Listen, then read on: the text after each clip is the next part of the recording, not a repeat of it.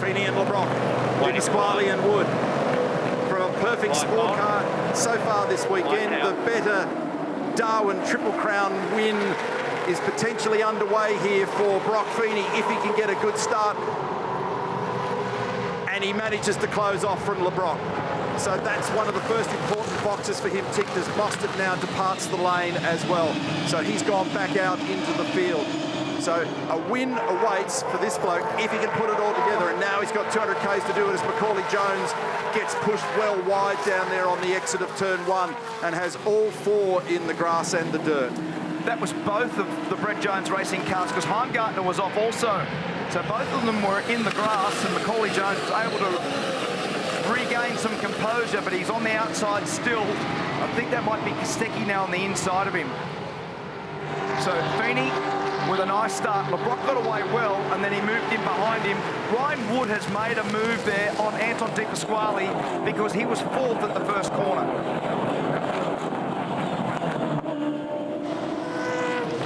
Mostert. I just mentioned him departing the lane. I saw it go past the combox, so he's out there, but he's already giving 10 seconds to the leader of the race, so that's going to make for a challenging afternoon for him. Our order at the moment, you can see on the totem, is Feeney, LeBrock, Wood, Di Pasquale, Payne, Allen, Hill, Brown, Kostecki, Heimgartner, our 10, as Hill tries to cover down the inside into the braking area at turn 1.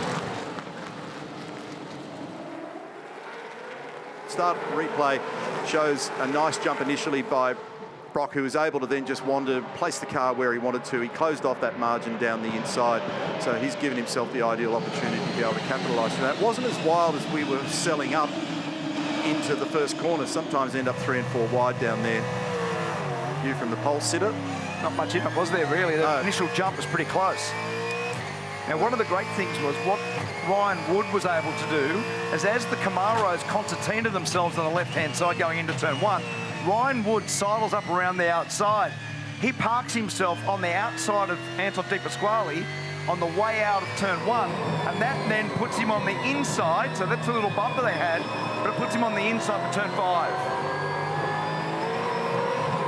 Does not get any closer than that for us, does it? So we're riding on the sill panel of the Ryan Wood car, heavy-duty combat with Di Pasquale. This is the stuff off Cam Waters' car down at turn 1, and this is what it's like back in the pack, where you've got to be able to look in about 5 different directions at once, and that was David Reynolds getting well crossed up on the exit. Contact there, and you've nothing like full throttle and nothing like the normal rhythm of how you deal with typical lap when you've got that much traffic in and around you there at the moment. And how's the approach there to turn 4?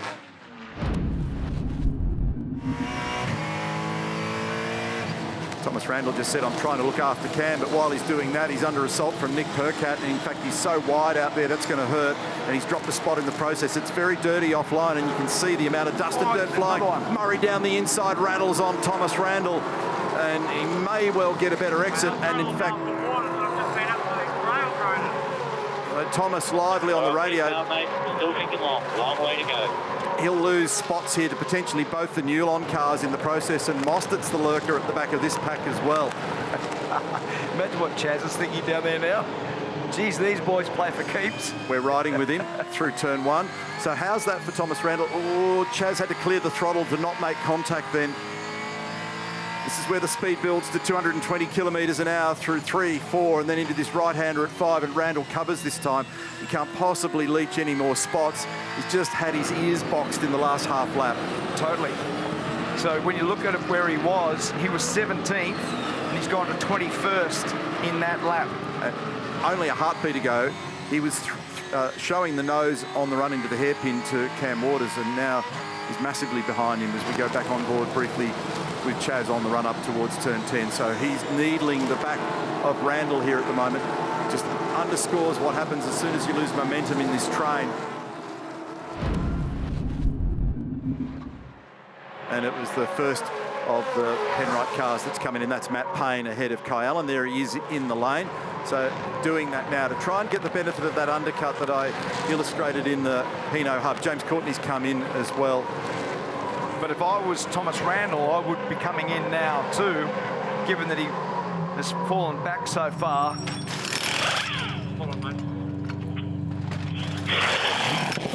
And there's the 4 guns that we've spoken about.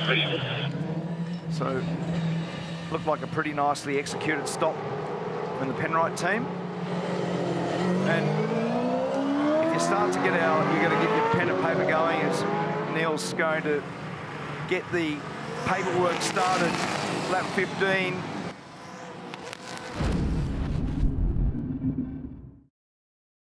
.47 laps are remaining, and from second and third, LeBrock and Wood are in the lane. Kai Allen, Andre Heimgartner have gone up into positions numbers 2 and 3. Next one, sir. This is the Ryan Wood stop. Wait for that car. You're not going to get in front. Not going to get in front. Okay, behind it. Full work. We've got Brown. We've got Brown and Di Pasquale on exit. Brown and Di Pasquale on exit. Now, that's Matt Payne with the undercut, right? There he is right there. So that earlier stop, lap 14 or 15, that really has paid dividends. And it's paid dividends for Cam Hill as well. Yep. So we've seen a number of people having a battle getting out of the lane then, so Wood also had to prop in order to manage the Jack LeBrock exit. Let's go back to the lane. Build up brake pressure, the car goes up. Pit lane is currently clear. About 3 more, mate. 2 more, 1 more. Swing across now, mate. These guys are the benchmark right now in these stops. Watch the fluidity in motion. In goes the churn. Very important they stop on the mark, because if you look where that air spike is, up the front there, if the car goes forward, ends up in the way of the fuel churn. Another nice stop. Just no drama down here at all. Cooper Murray also in the background now. Look at Payne here making a run down the inside, and he's going to get him in this process too. So that undercut that was done on lap 14 for Matt Payne has worked. Now, the challenge here, and he's got good pace, by the way, Matt Payne. His consistency, which is part of the story of this tyre this year, has been very good in the last 10 laps or so. I've been watching it carefully. Perfect set of numbers for Brock Feeney. He's had 3 pole positions and 2 race wins, and he's currently battling out there at the moment to try and make it 3 race wins if he can do it. He's got fresher tyres, demonstrably so, by comparison to Matt Payne, who came in very early on lap 14 to try for an undercut. Now, the undercut has given him track position, but he doesn't have the grip to fight at the moment, and down the inside with relative ease, Feeney's able to make a decent pass on him there. Matt doesn't put up too much resistance, not a lot of point there, because he's going to lose that battle.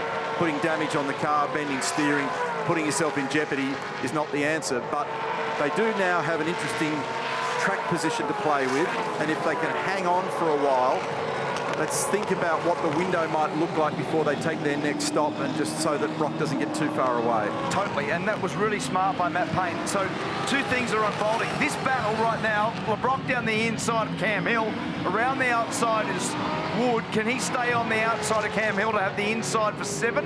Yes, he does. So Cam Hill there gets gobbled up there with LeBrock and Wood in effectively one move at turn 6 and 7. But while these guys are battling, that works for Matt Payne. So Cam Waters now battling with the local boy, Bryce Forward. So just up in front there, you can see this is that battle I was talking about. Kai Allen right in behind Heimgartner. There's a big battle going on, and down the inside he goes.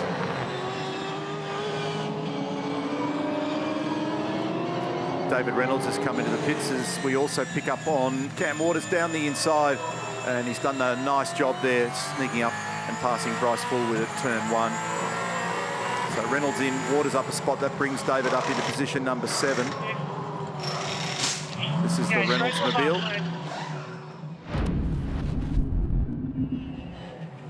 The complexion of this race.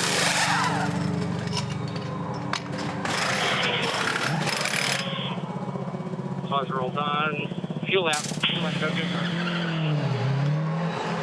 So I'd be curious to pick up on Garth's point here and see whether or not Ryan Wood has to go into fuel saving. I mean, Garth actually said he'd be surprised if he makes it. That's a big call. Yeah. So that's a pretty traumatic set of circumstances if that's the case. So we'll be keeping a very close eye on that. Now watch this battle here in the background. The original undercut, remember? Yep. Still paying benefit. So remembering that he came in on lap 14 in the first sequence, and that bought him some track position.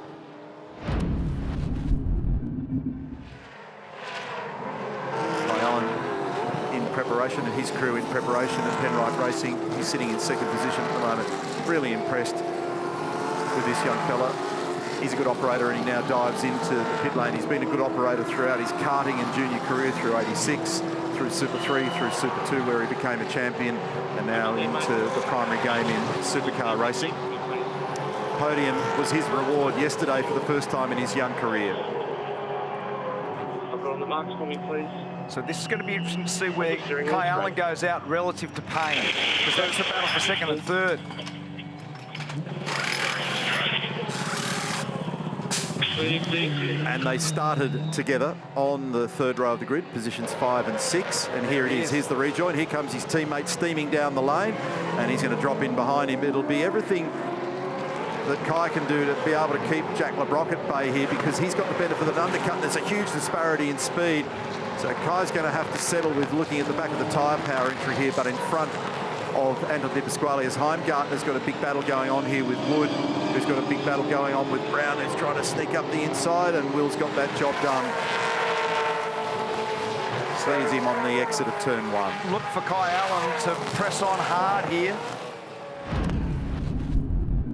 2 more. 3 across down, centre on the board, please. 2 across. Pit lane is currently clear, so you're going to be good. Standing right. Go, go, go. Full code card. Clear on exit. And at Penrite, and there is Matt Payne in the background, they'd have been hoping for a bobble then, for a little mishit with a gun, or a wheel not going on cleanly, or something awkward in the fuel delivery. But it has resulted in this margin. Now, the advantage here for Brock as he goes out is that he's got the fresher tyres. Matt Payne's already got stuck into his tyres. Meantime, as I roll that sentence out, Kai Allen has just further improved that number for the fastest lap of the race and the record, a 1 minute 7.3495. Now, this little battle looping that you've been talking about, so dramatically different scenarios with the way that they've played their strategy on both sides of the Penrite Racing garage. Grip is in favour of the second car in the queue at the moment, so Kai Allen is blazing onto the back of his teammate. So there's a couple of things at play, and we just saw Matt Payne on those provisional points, as he just sneaks down the inside, does it relatively easy in the end. So we saw the Matt Payne number going to second in the championship on those provisional points. But then we've also got this battle just in behind where Will Brown is trying to put a move on and just got it done with Heimgartner. So it's 1 for 1. That's why I put the asterisk on it like the PDS on your insurance policy. There was a little caveat at the bottom because it's all dynamic and changing, including the Will Brown position here is just cleared. Now Andre Heimgartner to continue to build his way back in is helping to protect some of the margin that's been leaching away from him. We've got a problem here for Waters, and there's an enormous amount of damage on this thing. And that's the left rear. That looks like the tyre. That's the wheel, remember? Yep. That GT was saying he thought it didn't sound like it was completely rattled on. And that looks like it's evidence saying that, yeah, it does look like there's been that issue from the stop. Let's see whether there's more to this story on the replay. And it's popped the left rear off on the exit of turn 7, pitched him all over the road here as he's tried to catch it. Lucky didn't get caught by somebody else and centre punched by the traffic going by there. They are travelling rapidly through turn 7 at about 135, 140 odd kilometres an hour. Brown, meantime, a replay of what happened here, and he was able to get that done out of the final corner after a little bit of Morse code on exit as they touched each other on the way down the front straight, and that brought him up into position number 5. So it got lively all of a sudden out there, didn't it? So Waters, I think, has made his way back. Yes, he has. Now, is it solidly on and safe? Bit of a miracle that he was able to get it back. I thought there was more damage on that left rear corner. Not the case, just missing the wheel. It looks as though he's going to be able to get the job done somewhere. The brush just covers completely, shuts down that line on the approach into turn 5. We're into the last lap, so Fafini, he'll be relaxing the grip on the steering wheel at the moment. That's not the case for his teammate Will Brown, who's got the eyes fixed on the back of the tyre power entry at the moment. He's all over him. And he's going to try and make that move, and he'll probably have a big lunge at him. It has been an extraordinary weekend for Brock Feeney. Pole for race 17, pole for race 18, pole for race 19, and he's converted each of those pole positions to 3 extraordinary wins today. This is the battle that we were focusing on for 4th and 5th. Does Will Brown get the draft and get the move done at the end? It's going to be close. Nail-biter to the flag, but it falls in favour of LeBrock. And when you consider the damage on that car yesterday, that's a great performance. I think Heimgartner managed to get Di Pasquale right at the end. Yep. But that is a wonderful drive today by Brock Feeney, who held the gap. And you've got to just dip your hat to Kai Allen and Matt Payne and the group at Penrite Racing for the way in which they approached their strategies for both of their cars, and they lifted themselves off row 3 on the grid to put both those cars on the podium this afternoon. All smiles down in Pertec Victory Lane. A quick run through the results and how it looks, and a pretty commanding performance today from Brock Feeney, getting the Triple Crown and winning it in style, the first to ever win 3 races here in the weekend. How about Heimgartner and Di Pasquale? Check out the margin of victory there. 0.004 at the finish line after an hour and 20 minutes of racing. That is tight and a bad beat for Anton Di Pasquale, but still a solid top 10 performance today. Chaz Mostert started in pit lane and came 12th.